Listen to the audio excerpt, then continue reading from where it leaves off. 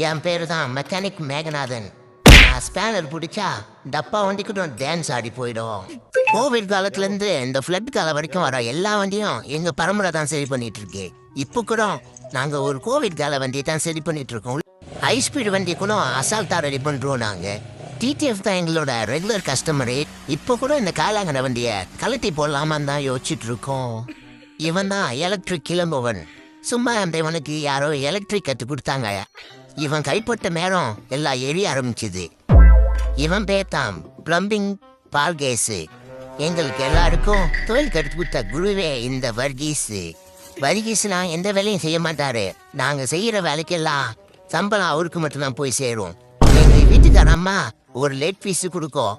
அதை அவன் வாங்கி தின்னுட்டு எங்களுக்கு மட்டுமே வேலை காட்டுவான். கேட்டா இந்த மாதிரி படுத்துக்கின்னு அதாம்புல வர்கீஸுன்னு சொல்லுவா.